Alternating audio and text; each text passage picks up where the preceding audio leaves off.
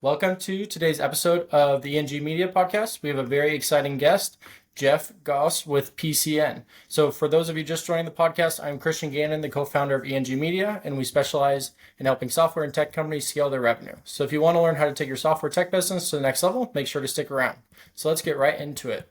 I understand that PCN helps companies bring real transparency to their supply chains. Your platform makes it easier to share and verify product data securely so buyers and sellers can verify claims and build trust in each transaction and track every step of a product's journey. From semiconductors to the U.S. Department of Defense, you're helping businesses tell the full story behind their products with confidence. Can you share more about PCN's mission and the role you play in driving that vision forward? Yes, thanks, Christian. It's a great question. Yeah, our mission starts with a pretty simple premise, and that is that people and companies have the right to control, manage, and monetize their personal data and intellectual property in their commercial transactions. And that manifests itself in different ways. If you're in the semiconductor industry, it has to do with the layering of the intellectual property as you construct a chip and how you license that data forward ultimately to the fab. In the workplace, what it looks like is an individual being in control of their educational, academic, and experiential credentials to say, I am qualified to do this job. And in the case of a consumer product, it's a person in the grocery store who has a cell phone in hand interacting with products, understanding where a product came from, how is it made, who made it, and what its impact on the environment is.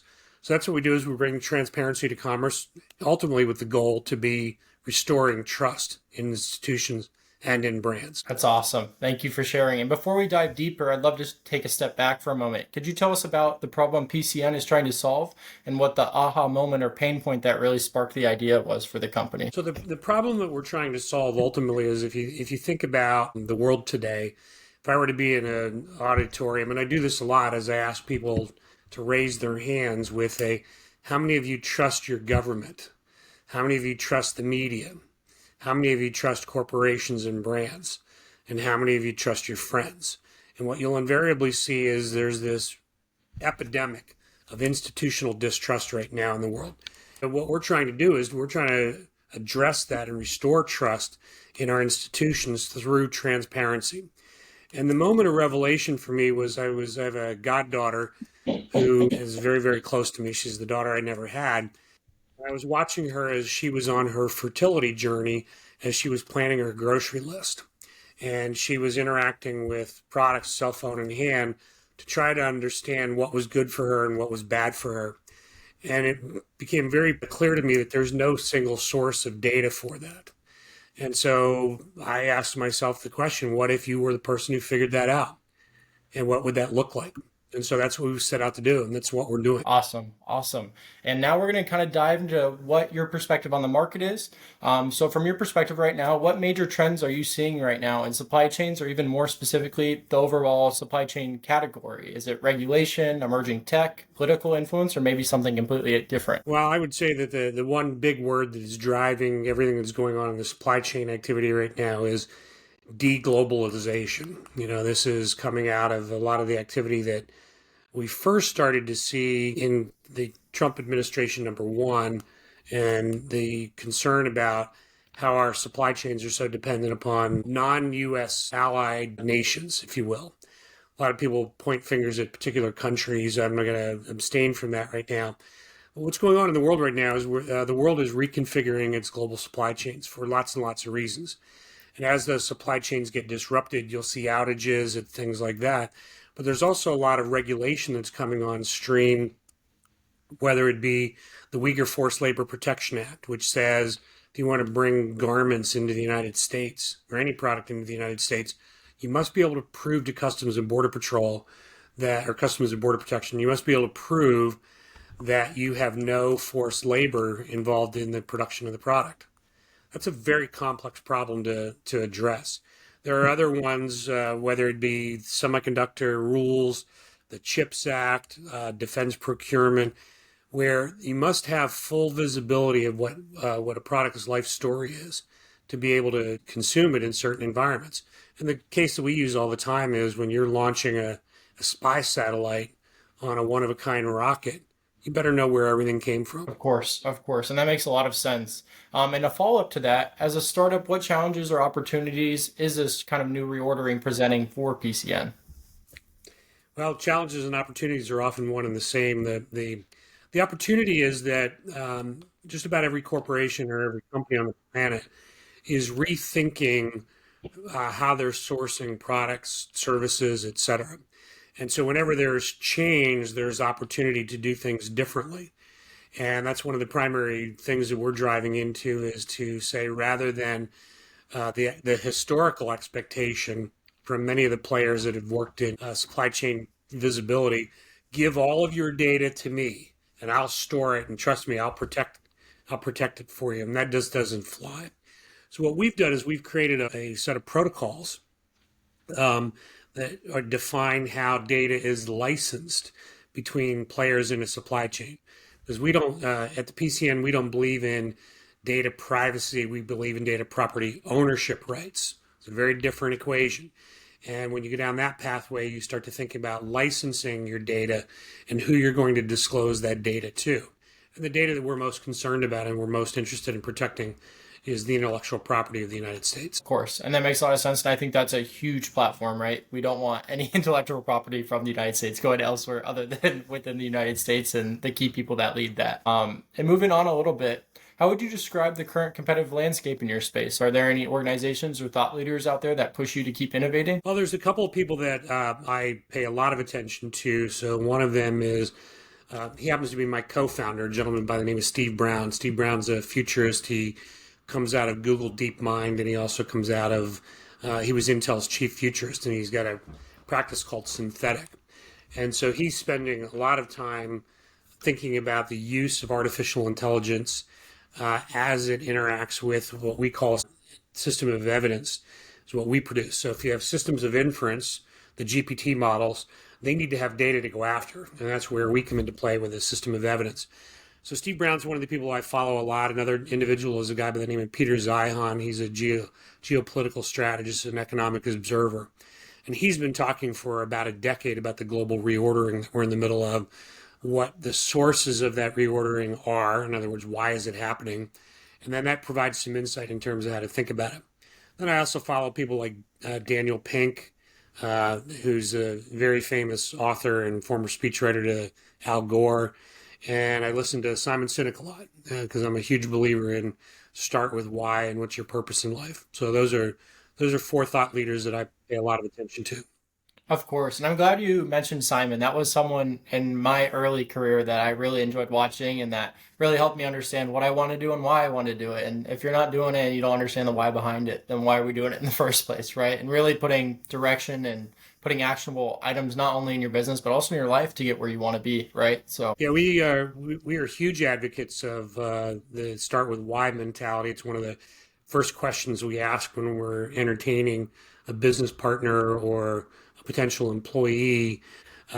We spent the first 90 days of the PCN's existence just wow. defining our why before we even started postulating what problem we were going to go solve and how we were going to solve it. We spent a lot of time defining who and what we are, what our corporate values are, et cetera. So it's been massive. It's allowed us to attract a phenomenally gifted, intelligent, and insightful team of coworkers. That's awesome. That's awesome. And I think it defines a culture too, right? Joining a company Yes. like that, it presets and almost leads with culture before it comes to the business activities that go on, which is awesome. And shifting gears a little bit, what does your day kind of look like as a leader at PCN? How do you balance strategic planning, industry relationships, and execution? Well, it's moments of calm interrupted with episodes of chaos would be the way I would describe it. And I say that tongue in cheek. So I'm very intentional about my day. I'm an early riser. I get up and read, meditate, pray, whatever, however you want to classify that. And then I spend probably the first 90 minutes of my day in mass consumption mode, where I am scanning an enormous amount of media from close in tactical things all the way up to big picture over the horizon stuff. And we operate on the McKinsey principle of the Horizon 1, Horizon 2, and Horizon 3 thinking. And so I bounce back and forth between the three horizons. I spend the majority of my time in Horizon 3, which is, in our definition, is 1 to 3 years out. So I'm constantly looking for over the horizon threats and opportunities and what they mean to the business. And then the team will pull me into Horizon 2 and Horizon 1 activities as necessary. We've got a very interesting culture in that we are a placeless corporation by design. I don't like the word remote because the moment you say remote, you're setting up set theory of us versus them. We are Right. a placeless organization, so I've got coworkers and contractors all over the country and some overseas, depending on what we're working on. We operate under a series of values. The corporate values are in order: intentionality, serendipity, empathy, audacity, and integrity. And those are the five watchwords that we operate from. And then we empower our individual business unit leaders. Right now, we're operating in four specific areas. One is our overall platform architecture, design, and execution. So think of that as Provenance Chain Services, analogous to Amazon Web Services. And then we have three operating units right now. One is in the workforce environment, so workforce credentialing. One is in the semiconductor and microelectronics arena. And the third is in government contracting, specifically DoD related provenance activities. Each one of those business unit leaders, as I tell them all the time, you have a lot of latitude. I'd prefer to have to rein you in than to encourage you to move forward. So move forward, and we'll rein you in when necessary. And we take pretty big risks every day. The bigger the risk, the bigger the reward. So that's what my day's like. I spend probably, as I said to you when we first met, if I had known what my day was going to be like, I would have studied broadcast journalism because I spend anywhere between 5 to 9 hours a day on Zoom calls with people all over, and I'll bounce around from being involved in the design of a user interface to what is the strategy of our public offering when that's going to happen, and I'll go back and forth from those two ends all day long. Of course, of course. And I kind of wanted to ask a follow-up question to when you're talking about these business unit leaders, right? I think a big thing within our business, and I think a lot of other businesses and the founders and CEOs watching this is letting your A team players play, right? And giving them the range they need. And how do you enable them to do that? Do you know from the hiring from the start, like, okay, this is a team player, I know I can let them have that latitude that you speak of? Or is it kind of as you go progressive? Well, it's an interesting question, and we often joke internally that the name of the company is wrong. Rather than being the Provenance Chain Network, we should call it the Providence Chain Network, because invariably we make an intentional decision to do something, show up, go into a specific vertical market area, and then serendipity kicks in. We show up in certain meetings and places, and invariably the person we're looking for appears to us. They show up in our lives through a network introduction, they're at an event with us, etc. And that's how we found most of our leaders. And you mentioned something earlier. We hire for culture first. Are they one of us? And what that means, there's a whole lot behind that. One is, are they a mission-driven individual? Do they have purpose in their life? And is their purpose aligned with the one that we've defined for ourselves? Number two is, are they easy to work with? I mean, how effective are they at communicating? Are they good collaborators, etc.? Third, do they have deep domain expertise? And fourth, are they somebody who's willing to challenge and/or shatter the status quo? Because we're not interested in coming into a red ocean environment where there's a lot of activity and duking it out competitively. We're interested in changing the way things are done. Because if there is institutional distrust, being faster in that environment just means you're going to get higher levels of distrust quicker. That makes absolutely no sense in my mind. So what we're here to do is to change the way information is conveyed in commercial transactions to inspire trust in an environment where you're operating in a trustless environment. So you have to have evidence to support claims that people make. So that's the big breakthrough that we've made. Definitely. And thank you for sharing that. I think that's really important, not only for me to hear, but also for other founders and CEOs that are watching this right now, of the importance of having the right team and just letting them do their thing is the main thing, and letting them, especially when you mentioned the deep domain experience, I think that's a big part that goes into letting them have latitude, at least in my mind, of if you know they know what they're doing and they're challenging the status quo, let them do their thing. But when it comes to measuring success at PCN, what financial or performance metrics matter most to the business? Is it integration success, customer ROI, revenue growth, or maybe something else entirely? We measure all the traditional metrics that you would be looking for in terms of quarter on quarter revenue growth, uh, net promoter scores from customers, et cetera. But at the end of the day, the true measure for us is whether or not people and companies are willing to entrust us with their crown jewels. So we've actually come up with a name for ourselves. This is a trademark of Provenance Chain Network. So the way that you'll hear me introduce myself is, hi, I'm Jeff Gaus. I am a trustodian. And what that means is that people have entrusted me with their intellectual property and their data to support their commercial transactions. That's a pretty heavy amount of responsibility. Of And course. so we are constantly looking at that, constantly thinking about that, and constantly thinking about what we can do to ensure that we never violate that trust with the customer and never violate the principles upon which we operate. That's how we measure success. That's awesome. And I think that's a great way to measure success. And I think, especially in your industry, that's essential. It's not a nice to have, it's an essential piece of the business. And without giving too much away, I know you've got some pilots in the works. Can you give us a high level preview of any new solutions or platforms you're excited to bring to market?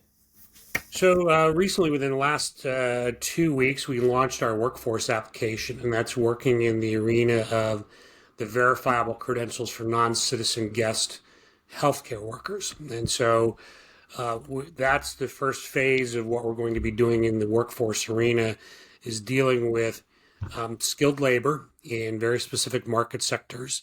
There are some very obvious ones, healthcare being one of the largest. We think construction and building products will be another one, just because of the renaissance of infrastructure building here in the United States, as well as housing. Also, the semiconductor microelectronics industry. The Gina Raimondo, the former Secretary of Commerce, projected that we need about 1 million new workers in the semiconductor industry over the next decade. That Wow. they're not going to be all American citizens. They're going to be Of a lot course. of immigrants. So we're going to be working very heavily in that whole environment. And we're looking at the workforce differently. We don't think that the workforce is just going to be human beings in the future. And I'll just put a pin in that and leave that for you to figure out what that means. We're also in the fall, you'll see an announcement coming out from us about what we're standing up in the semiconductor and microelectronics arena, which is the management and administration of intellectual property. So think of that as semiconductor function design, whether it be a modem, um, an interface controller, the actual CPU, memory management. All of those designs are intellectual property to get layered together. And the metaphor that I use there is, if you think about a piece of recorded music, and the one I use is the Traveling Wilburys. When those five guys showed up in the recording studio, there were 15 different corporations in there with intellectual property interests. That same kind of an environment exists for the semiconductor arena. When NVIDIA is cranking out a chip, it's not just NVIDIA's intellectual property, it's in that chip. It's a whole lot of other players, Qualcomm and others, that are in there. And so who manages and administers that? And most importantly, who secures that to provide the end user the assurances that, yes, this is safe, it's all the appropriate owners, and to ensure that those owners get properly remunerated for their intellectual property. That's what we're executing. You'll see the first of that come on stream in the fall. That's work that comes out of, that's a project that comes out of work that we've done for the CHIPS office and the National Institute of Standards and Technology. And then lastly, you're going to see some very interesting capabilities coming on stream over the summer and in the fall in the Department of Defense environment. And if you've been following the news, we as a nation spend close to $1 trillion on defense every year. About half of that is material and weapon systems, et cetera. And some of those have pretty huge risks associated with them in terms of um, nefarious actor intrusion into the supply chains. Let's put it that way. And so we're going after that, as the DoD changes the way that, as the military changes how we're going to prosecute conflicts in the future. We're going to be bringing on whole new weapon systems and new, what they call lethality platforms. And that's going to require all new supply chains, because it's not going to be the big five Right. contractors that have held the DoD hostage for the last 30 years. This is going to be all new contractors, and so we're building out the supply chain transparency for those people to ensure that their intellectual property is protected, but most importantly, give them a way to project their provenance forward into the contracting environment, so that the DoD and specifically the warfighters in general have the confidence that what they're using is the right component at the right time. So those are the three big areas that we're working on. I've got a couple other things up our sleeves, but nothing that I'm willing to disclose just yet. Of course, of course. I know when we talked before the podcast, before we hopped on, I know we had talked about you coming back on in October and that timeline in that fall about the semiconductors. And I'm really excited for our audience to be around for that. So you guys should definitely stick around until then because I think there's going to be a lot of stuff that Jeff can't share now, but might be able to share down the line. But I just have one more question for you, Jeff. Sure. Hypothetically, if you had a magic wand and could solve one challenge in your business instantly, what would it be? Talent. So I'm always looking for the next great talent. I spend a lot of time in my community service activities. I spend a lot of time working with youth education and workforce development, and I do a lot of speaking engagements. And one of the people on my staff asks me all the time, "Why are you going and doing this speaking engagement?" And I'm very transparent about it. I'm a strategic opportunist. I'm always on a talent hunt. I never know who I'm going to encounter that is that next person that's showing up whom we need, because they have the right culture, they've got the right domain expertise, and more importantly, they have the right mission alignment with us. So that's the Awesome. one thing is I see a virtually insatiable appetite for talent. Of course, and I think that's a great answer. And if people want to connect with you, Jeff, or learn more about what PCN is doing, where can they go and how can they connect? Best way to find me is on LinkedIn. I do respond to all my own LinkedIn messages. You can find me as just Jeff Gaus, Jeff Gaus on LinkedIn. Awesome, awesome. All right, I will leave the links to Jeff's LinkedIn in the description as well as the PCN website, so you can go check that out and see the incredible things they're doing in the space and how they're really pushing the boundary and changing things, not just among their competitors, but for the future of our supply chain. But other than that, thank you again, Jeff, for your time and insights today, and we'll see you guys on the next podcast.